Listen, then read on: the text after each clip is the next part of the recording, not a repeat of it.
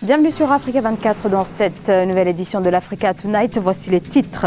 Visite ce lundi au Tchad du Premier ministre soudanais Abdallah Hamdok. Un déplacement avec au cœur la question sécuritaire dans la région. Au terme de son entretien avec le président Idriss Déby Itno, les deux pays se sont entendus sur le renforcement de la force conjointe Tchad-Soudan. Dans l'actualité également, l'appui du FMI en direction de la République démocratique du Congo, soutien à hauteur de 369 millions de dollars pour soutenir les réformes économiques. 600 millions de personnes vivent sans électricité en Afrique subsaharienne, environ 80% résident en zone rurale. Reportage inédit à suivre sur la situation à Madagascar, l'un des pays les moins éclairés au monde.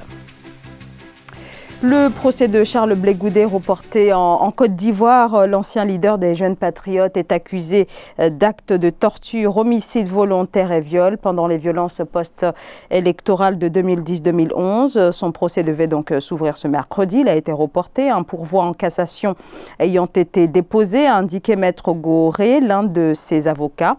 Le pourvoi par la Cour de cassation pourrait prendre plusieurs mois. Et pour rappel, Charles Blé Goudé est toujours en liberté conditionnelle aux Pays-Bas dans l'attente de l'examen de l'appel de la procédure de la procureure par la Cour pénale internationale. Le Tchad et le Soudan souhaitent renforcer leur coopération dans les domaines économiques et sécuritaires, une volonté réitérée lors de la visite effectuée lundi par le Premier ministre soudanais Abdallah Hamdok dans la capitale tchadienne. Et sur le plan sécuritaire, il a notamment été souligné la nécessité de renforcer le rôle de la force mixte Tchad-Soudan en matière de sécurisation de la frontière commune. Nelly Claude Bessa.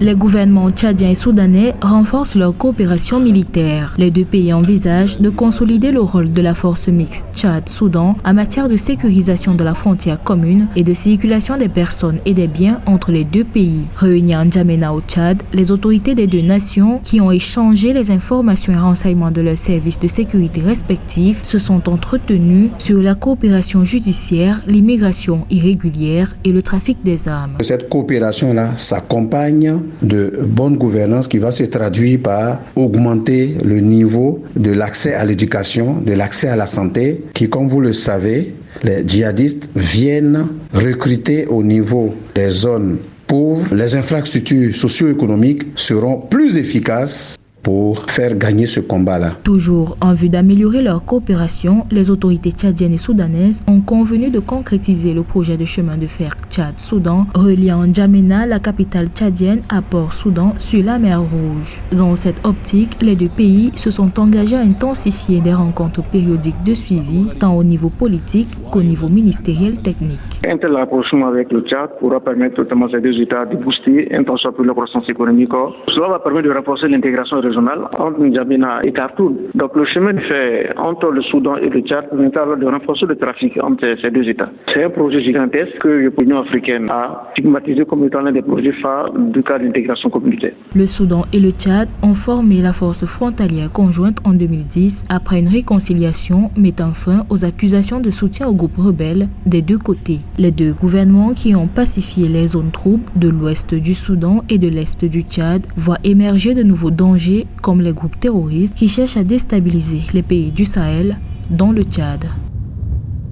L'opposition congolaise, déçue par le message à la nation du président Denis Sassou Nguesso prononcé ce mardi 17 décembre devant le Parlement, le discours présidentiel a porté pour l'essentiel sur les inondations causées par les pluies torrentielles qui s'abattent sans répit sur le pays. Discours axé également sur l'économie et l'emploi des jeunes. Reportage de notre correspondant Deva Pansou. Le président Denis Sassou Nguesso a annoncé le recrutement de plus de 2000 jeunes Congolais diplômés sans emploi, notamment dans le secteur de l'enseignement au cours de l'année 2020. La jeunesse, qui représente environ 60% de la population congolaise, doit être une priorité. Le gouvernement procédera dès 2020 à la reprise des recrutements dans les services sociaux et prioritaires. Près de 2000 jeunes enseignants sortis des écoles normales seront intégrés à la fonction publique en 2020. D'autres questions ont été effleurées par le chef de l'État congolais, telles que les inondations dans le département de la Likwala, la sanction dans les administrations publiques et le renflouement du panier de la ménagère. Après les annonces, l'opposition veut des actions concrètes. Les jeunes sont recrutés comment? C'est ça justement. Mais 2000 jeunes ne représentent pas la généralité des jeunes. Les jeunes ne sont pas seulement constitués des enseignants qui ont été formés. Il y a des difficultés réelles qui sont là, surtout en ce qui concerne l'avenir des jeunes, l'emploi des jeunes. Et c'est un problème réel auquel nous devons nous attaquer. Je vous dis que son discours est vide. Je n'ai rien retenu. En 2018, il parlait de recrutement de jeunes. Il a fait? Non. En 2019, on parlait de recrutement de jeunes. Est-ce qu'on a fait? Non. Le programme de développement des compétences pour l'employabilité a permis la formation à différents métiers de 7500 jeunes. L'année 2019 a été marquée par la conclusion des négociations qui ont abouti à la signature d'un accord sur la facilité élargie de crédit avec le Fonds monétaire international le 11 juillet 2019 de près de 224 milliards de francs CFA. Le pétrole somalien sera-t-il le nouveau venu sur le marché mondial? Le pays maintient en tout cas son plan de développement du secteur. La nouvelle série de licences offre une dizaine de blocs offshore. Les premières attributions devraient intervenir au premier trimestre 2020 sur un périmètre qui exclut la zone de litige avec le Kenya voisin. Nathalie Mo. La Somalie veut se lancer dans l'exploitation de ses ressources pétrolières. Le pays veut ouvrir un cycle de délivrance de licences pétrolières dès 2020. Seul ombre au tableau, des garanties de sécurité à apporter aux sociétés pétrolières internationales. La Somalie vient de bénéficier d'une prolongation jusqu'en décembre 2020 de la résolution 2500 des Nations Unies, un texte qui autorise tout État ou organisation à réprimer les actes de piraterie dans les eaux territoriales somaliennes. Les opérateurs économiques de ce secteur sont très sensibles à l'insécurité parce que justement ils sont dans un secteur qui est très vulnérable par rapport aux actes de sabotage. Non seulement ça va renchérir les coûts d'exploitation, ça va rendre le pétrole produit très peu compétitif sur le marché. Selon des observateurs, la situation politique de la Somalie montre des signes de stabilité encourageants. Le pays va organiser ses premières élections libres en 2020. La Somalie a adopté un accord de partage de la production entre le gouvernement central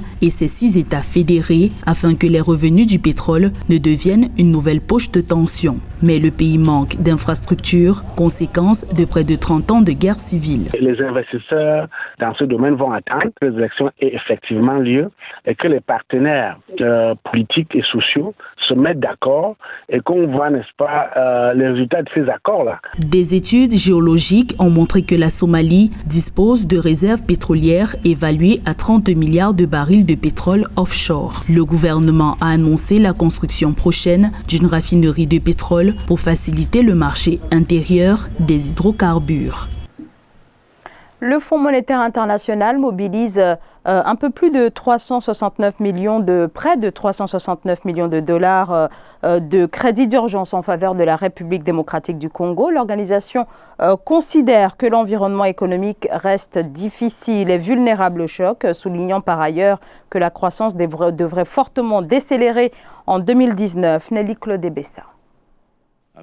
Le gouvernement congolais a conclu avec le Fonds monétaire international un accord de facilité élargie de crédit. Le décaissement d'environ 368,4 millions de dollars vient maintenir et renforcer le cadre macroéconomique du pays. Pour l'institution financière, ces fonds devront permettre au pays de répondre aux besoins urgents de paiement de la balance tout en renforçant les réserves internationales de la Banque centrale du Congo. L'appui financier du FMI envers la République démocratique du Congo se fait dans un contexte où le pays a été victime d'une baisse drastique des coûts à l'exportation des matières premières. Ce financement va permettre au pays d'arranger et d'harmoniser la compétitivité de sa gestion minière et de rationaliser davantage les exportations dans le secteur minier. Le Fonds monétaire international a également approuvé la mise en place d'un programme autorisant ces équipes à guider les autorités dans la mise en œuvre de leur politique. Ce programme, dont l'assistance est prévue jusqu'en mai 2020, permettra aux autorités d'identifier les priorités et de mettre en œuvre des réformes destinées à augmenter les revenus, combattre la corruption et améliorer la gouvernance. C'est un appui qui aide le pays à couvrir ses charges beaucoup plus au niveau social et éducatif, à l'intérieur du pays, beaucoup plus en zone rurale. L'appui budgétaire devrait aussi être concentré sur le bien-être des populations, des domaines aussi sensibles que l'accès à l'eau potable, la lutte contre les maladies hydriques. Selon les perspectives de l'institution de Bretton Woods, l'environnement économique difficile de la République démocratique du Congo va créer une décélération de la croissance en 2019 à 4,5%. L'État angolais aurait récupéré depuis le début de l'année plus de 5 milliards de dollars détournés. L'Angola qui peine à sortir de 3 années de récession et à relancer une économie toujours très dépendante du pétrole dont il est le second producteur en Afrique subsaharienne. Depuis son arrivée au pouvoir en 2017, le président João Lourenço a orchestré une lutte anticorruption visant à assainir l'économie et à récupérer des actifs. Près de 600 millions de personnes sont privées d'électricité dans certains pays comme le Tchad, la République démocratique du Congo ou encore le Malawi. C'est moins de 10% de la population qui dispose de l'électricité, une situation qui ralentit alors la vie quotidienne des Africains, mais aussi des pans entiers de l'économie. C'est notamment le cas à Madagascar où le taux d'accès à l'électricité de seulement 15% n'a pas évolué depuis 8 ans. C'est un reportage signé El Hadji Ndiaye. Avec ses 26 millions d'habitants, Madagascar compte 3/4 de sa population qui n'ont pas accès à l'électricité, ce malgré les efforts de la Giraman, la société nationale qui alimente chaque année 900 000 foyers. À Saroudinan, un village situé à 121 km de la capitale Antananarivo, l'électricité reste un enjeu majeur. Ici, toutes leurs activités sont paralysées par ce manque d'électricité qui n'a d'ailleurs jamais existé. Les lampes à pétrole ou à huile et les bougies restent les principales sources d'alimentation en énergie dans cette localité. On a toujours été dans le noir. Il est temps qu'on dispose de l'électricité pour améliorer notre quotidien, par exemple l'agriculture. Contrairement aux habitants de Saroudinan, les populations de Fialoufa bénéficient eux de l'électricité grâce au projet WeLight du groupe Action et de ses partenaires. Pour les habitants, cela faisait 17 ans qu'ils attendaient l'électricité. Ici, réfrigérateurs, postes téléviseurs et autres appareils sont utilisés par les 3000 habitants. C'est très agréable d'avoir l'électricité car maintenant nous pouvons conserver les fruits et les légumes dans les congélateurs. Nous avons des informations parce que nous avons accès à la radio et à la télévision. Avec l'électricité, le travail est beaucoup plus facile parce qu'avant, la machine marchait au gasoil. J'utilisais 5 litres pour 1 tonne et je ne gagnais pas puisque avec le gasoil, il faut beaucoup de frais. Avec le gasoil, je gagnais 10 000 arriérés et avec l'électricité aujourd'hui, je gagne 40 000 arriérés. Le projet WeLight du groupe Action et de ses partenaires avec ce barrage de 2 fois 50 kWh peut fournir de l'énergie pour 2 villages de plus de 4000 personnes.